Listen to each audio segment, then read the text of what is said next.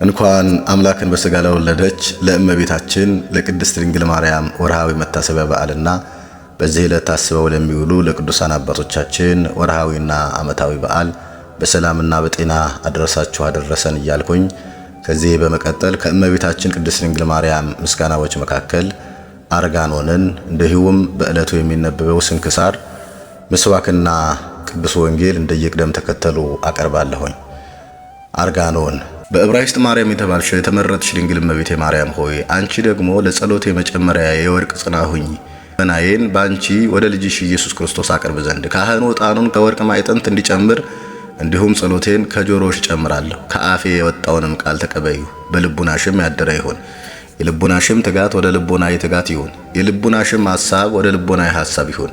ልጅሽንም ለምኜው እንዳያሳፍረኝ ተስፋም እንዳያስቆርጠኝ የልቤንም ግዳጅ እንዲፈጽምልኝ ዘወትርም የተመኘሁትን እንዲሰጠኝ በመንፈስ ቅዱስ በረከትም ይባርከኝ። የእጄንም ሥራ ሁሉ ያቅናናልኝ።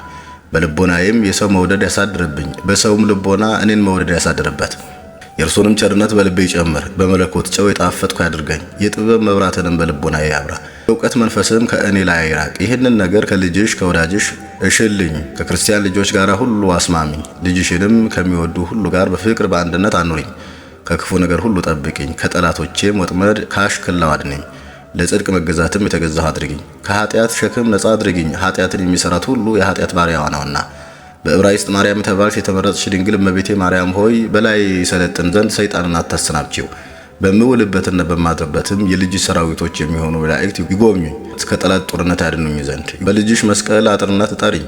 እኔ ባለሁበት ስፍራ ሁሉ ርኩሳን መናፍስት እንዳይገቡ በቅድስናሽ መጎናጸፊያም ሰውሪኝ። በልብስሽ መዓዛ እሻተት ዘንድ ከእንቅልፍም በነቃው ጊዜ ያለ ስንፍና እንዳመሰግንሽ ጸሎት ለማስታጎል እንቅልፍ በመጣብኝ ጊዜ የልጅሽ የመለኮትነቱ ኃይል ከቅንድቤ ከሽፋሽፍት የሚያርቀው አንደበቴም አንቺን ለማመስገን የነቃ ይሁን። እግሮቼም በፊትሽ ሳይናወጹ ይቆሙ። ግዳጄን ከአንቺ ዘንድ እስክፈጽም ድረስ ለጸሎቴም እጆቼ የተዘረጉ ይሁኑ። ከጌታው ደሞዙን እንደሚቀበል ሰው ሁሉ 10 ጣቶቼም እንደ ፋና መብራት ይሁኑ። ጠላቴን ይዋጋው ዘንድ የእሳት ሰይፍን በአንደበት ይውጣ። የሚቃረነውን ይቆርጥ ዘንድ በጸሎት ሳለሁ በላይ ሐሳብ ማብዛትን እንግዲህ ወዲህ አይድገም። የሚወላውልም ልቡና አይምጣብኝ። አባቶቼ ቅዱሳን መነኮሳት እንዲህ ይላሉና ከእግዚአብሔር ፊት የሚጸልይ ሁሉ የልቡናው ሐሳብ ከቤተ ክርስቲያን ውጪ ቢሆን ወይም ወደ ስራው አንድ ልጅ ያለው ከእርሱ ሌላ የሌለው ሰውን ይመስላል። እርሱም በእግዚአብሔር ፊት የሰዋው እርሱ ደግሞ ስለ ስጋዊ ነገር የሚደክም የነፍሱን ነገር ቸል የሚል ይመስላል። በዕብራይስጥ ማርያም የተባልሽ የተመረጥሽ እመቤቴ ድንግል ማርያም ሆይ አንጋጥጬ እንዳላፍር ተስፋ እንዳልቆርጥ የተመኘሁትንም እንዳላጣ አድርጊኝ።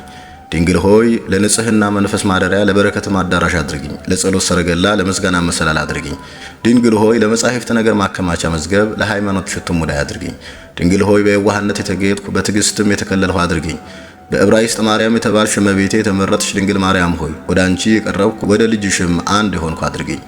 አሁንም ወደ አንቺ ጮኻለሁ። የወደድሁትን ነገር ታቀኝልኝ ዘንድ የሻሁትንም ባሰብሁ ጊዜ ሁሉ ታሳምርልኝ ዘንድ በኢያቄም በአባትሽ ወገን የንጉሥ ልጅ ሆይ አመሰግንሻለሁ። የዳዊት ልጅ ነሽና የሊቀ ካህናት ልጅ ሆይ ውዳሴሽን አቀርባለሁ። ከእናትሽ ወገን የአሮን ልጅ ነሽና ገናንነትሽንም አደንቃለሁ። የነገድሽንም ወገን አመሰግናለሁ። ከቤተ መንግሥትና ከቤተ ክህነት ተገኝተሻልና ስለዚህም የነጎድጓድ ልጅ ነሽ እልሻለሁ። ያዕቆብና ዮሐንስን አኔሬጌስ ብሎ እንደጠራቸው ይኸው የነጎድጓድ ልጆች ማለት ነው።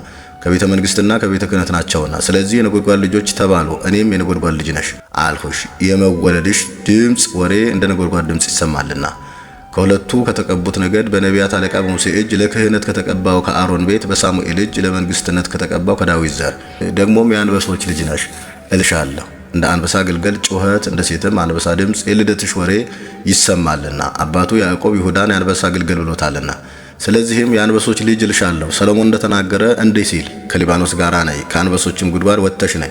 ከተመረጠ ነገዱ የተነሳ ከሚመካ ወገን የመወለድሽ ወሬ እጅግ ግሩም ነው። ድንግል ሆይ በመልክ በደንግባት ያማርሽ የተወደድሽ የተጌጥሽ ነሽ። ከእግርሽም እስከ ራስሽ ድረስ ክፉ የለም። በነገድም ወገን የተመረጥሽ ነሽ። በመልክና በደንግባትም ከሁሉ ይልቅ አማርሽ ተወደድሽ። በንጽህናም ተሸለምሽ፣ በቅድስናም ተከለልሽ። በሁሉም ፍጽምት ነሽ። አንቺን ለማመስገን ቃሌን ከፍ ከፍ አደርጋለሁ። ለውዳሴሽም በኃይል እጮሃለሁ። ለምስጋናሽም በእጆች አጨበጭባለሁ። ለእልልታሽም በእግሮች አሸበሽባለሁ። ለክብርሽም መገዛትን እሰጣለሁ። ስግደትም ለገናነትሽ ከሆድሽም ፍሬ በአፌ እጨምራለሁ። የፍሬሽም ደም ለጆሮ የጣፈጠ ነው፣ የሽቱሽም መዓዛ ለአፍንጫዬ ያማረ የተወደደ ነው። ድንግልናሽ ምስጋና ደረቅ ጠጅ እንደጠጣ ልቦናዬን ደስ ያሰኛል። ስለ አንቺ ደስታዬ ምን ያህል ነው! ሐሴቴ ስለ ክብርሽ ምንኛ ነው! አነጋገርሽ ያማረ ነው፣ ነገርሽም የጣፈጠ፣ ከንፈሮችሽም የሐሴት መፍሰሻ፣ አንደበትሽም የምስጋና ጎርፍ ያለበት ነው። እጅግ አማርሽ፣ እጅግም ተወደድሽ። መልክሽ ምንኛ ውብ ነው! ውድሽም እንደምን ነው! ፍቅሬ ሆይ በደስታሽ ይህ ቁመትሽ የሰሌን ዛፍ ይመስላል። የልብስሽም ሽታ እንደ ሽቱ ሽታ ነው። የአፍንጫሽም መዓዛ እንደ ወይን ጨርቋ ነው። የአፍሽም አከፋፈት እንደ ቀናንሞስ አበባ መዓዛ ነው፣ ከሊባኖስ እንጨት ሁሉ ጋራ። ሁለንተናሽ ያማረ የተወደደ በመንፈሳዊ ጌጥ የተጌጠ ነው። የምስጋና መብራት ይከብሻል ከመለኮታዊ ብርሃን ጋራ። የብርሃን እናት ሆይ፣ የመሲህ እናት፣ የአምላክ እናት፣ የዓለም መድኃኒት እናት፣ የናዝሬቱ ኢየሱስ እናት ሆይ ከልጅሽ ዘንድ ለምኝልን። ለስጋዬ መበረታታትን፣ ለነፍሴ ረፍትን፣ ለልቤ ሐሴትን ከዛሬም እስከ ዘላለሙ ድረስ ሕይወትን ከልጅሽ ከወዳጅሽ አሰጭኝ። እመቤቴ ሆይ ከሞት ለዘላለሙ ታድኝኝ ዘንድ አድንኝ አልልም። እንዲህም አል ዘንድ ለዘላለም የሚኖርስ ሞትን የማያት ማን ነው? እኔስ የምለው እንዲህ ነው፣ ንስሐ እስክገባ ድረስ እንዲቆይልኝ የንስሐ ፍሬንም እስካቀርብለት ቸርነቱም ደስ እስካሰኝ እንዲጠብቀኝ እመቤቴ ሆይ አንቺ ጠብቂኝ። ለዘወትርም ከኔ እንዳትርቂ ነፍስና ስጋዬን ወደ አንቺ አደራ ሰጣለሁ። በዕድሜም ሁሉ ለዘወትር አትተይኝ። በዚህ ዓለም ከሚመጣብኝ መከራ ሁሉ ጠብቂኝ ለዘላለሙ አሜን። የእመቤታችን የቅድስት ድንግል ማርያም ረድኤት በረከት ከሁላችን ጋር ይሁንና ከዚህ በመቀጠል ደግሞ በሐምሌ 21 የሚነበበውን ስንክሳር እናቀርባለን። አንድ አምላክ በሆነ በአብ በወልድ በመንፈስ ቅዱስ ስም ሐምሌ 21 በዚህች ቀን አምላክን በሥጋ የወለደች የእመቤታችን ድንግል ማርያም የበዓሏ መታሰቢያ ነው። እርሷ ስለኛ ሁልጊዜ ትማልዳለችና ለእግዚአብሔር ምስጋና ይሁን። የሕይወትና የድኅነት ወደብ ትሆነን ዘንድ እርሷን እናቱን ስለሰጠን በረከቷም በሁላችን የክርስቲያኖች ወገኖች ላይ ይደር ለዘላለሙ አሜን። ሰላም ለኪ ዘእምኔኪ ወፃ ዘያድህን እግዚ እንስሳ ወሰባ ቁስለ ኃጢአት ሥጋየ አመ በህቦኸ ወፄአ ኢረከብኩ ማርያም እንበሌኪ አሐደ ባቆአ እመ ኢገበርኪ ሊተ ሐዲሰ መልክዓ። በዚህችም ቀን ቅድስት ሄራኒ የስሟ ትርጉም ሰላም ፍቅር የሆነ ለንጉሥ ሉኪያኖስ ልጁ ምስክር ሆና ሞተች። እርሱም አባቷ ያማረ አዳራሽን ሰራላት። መስኮቶቹንም 8 አደረገ። ቅጽሩንም በዙሪያው 12 አደረገ። ማዕድንም ሰራላት። የወርቅና የብር የሆኑ ሳህኖችንና ጽዋዎችንም አዘጋጀላት። የሚያስተምራትም አንድ ሽማግሌ ሰው አደረገላት።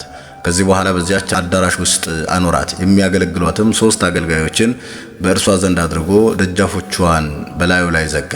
መምህሯም በውጭ ሆኖ ያስተምራታል። እድሜዋም 7 ዓመት ሆናትና ያን ጊዜ ራእይን አየች። በማዕዳው ላይ ርግብ ስትቀመጥ በአፏም የወይራ ቅጠል አለ። በማዕዱም ላይ አኖረችው። ሁለተኛም ንስር መጣ፣ ከእርሱ ጋር አክሊል አለ፣ በማዕዳው ላይ አኖረችው። ደሞ ቁራ መጣ፣ ከእርሱ ጋር ከይሲ አለ፣ በማዕዳው ላይ አኖረው። ደነገጠችም፣ ለመምህሯም ነገረችው። እርሱም እንዲህ ብሎ ተረጎመላት። ርግብ የሕግ ምልክት ናት፣ የዘይቱም ቅጠል የክርስትና ጥምቀት ናት። ንስርም ድል አድራጊነት ነው። አክሊልም ለሰማዕታት የሚሰጥ ክብራቸው ነው። ቁራ የንጉሥ ምሳሌ ነው፣ ከይሲው መከራ ነው። አንቺም የክብር ባለቤት በሆነ ክርስቶስ ስለ ስሙ ትጋደይ ዘንድ አለሽ አላት። ከዚህ በኋላ ይጎበኛት ዘንድ አባቷ ወደ እርሷ መጣና ልጄ ሆይ ከመንግስት ታላላቆች ለአንዱ ላጋባሽ እኔ እሻለሁ አላት። እርሷ ግን ከልቦናዬ እስክመክር ድረስ 3 ቀኖችን አባቴ ሆይ ታገሰኝ ብላ መለሰችለት።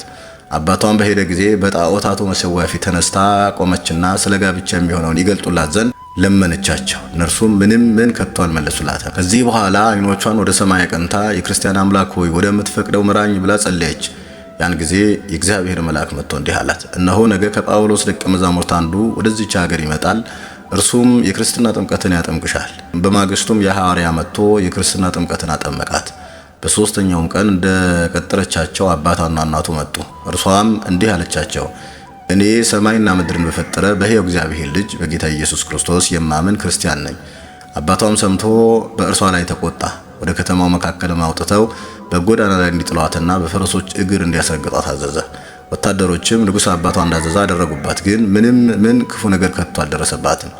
ይህንንም ድንቅ ሥራ አባቷና እናቷ ባዩ ጊዜ የክብር ባለቤት በሆነ በጌታችን ኢየሱስ ክርስቶስ አመኑ። መንግስታቸውንም ትተው ለእርሷ ወደ ተሰራው አዳራሽ ሄደው በውስጡ ተቀመጡ።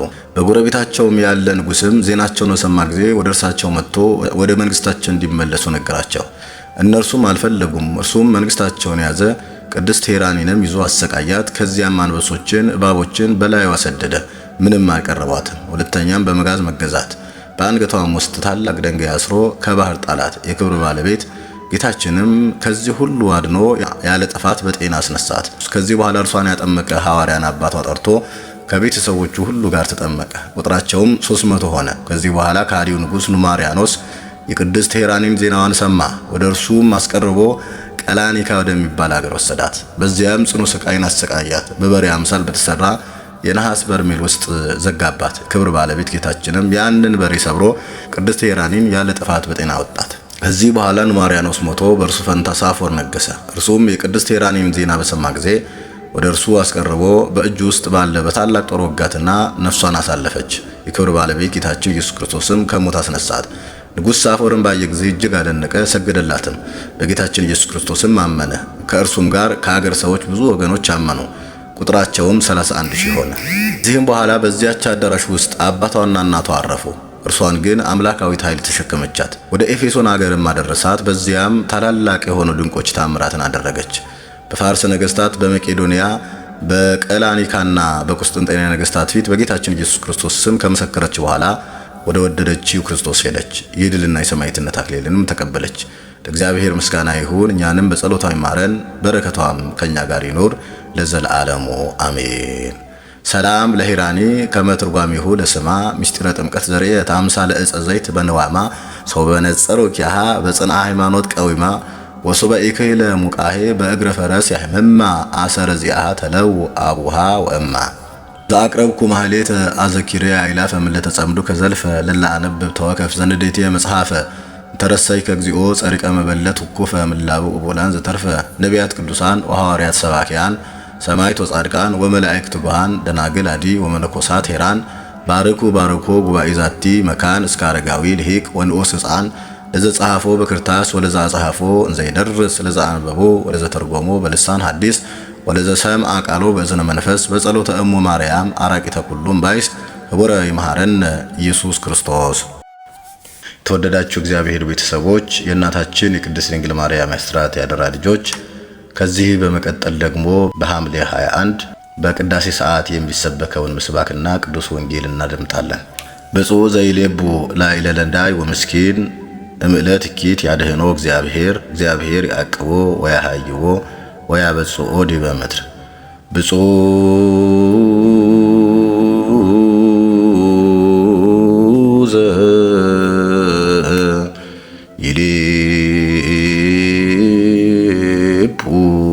ላዕለ ነዳይ ወምስኪን እምዕለት ኪት ያድህኖ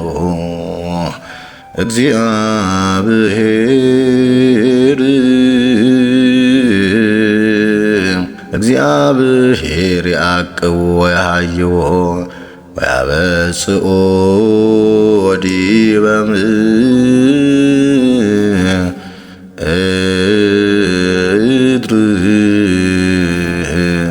ባርክ ነገረ ዘእምወንጌለ ማቴዎስ ረድእከ ወሐዋርያከ ለክብረ መንግሥትከ ለከ ይደሉ ስባሄ እምድር እስከ አርያም ለዓለመ ዓለም አሜን።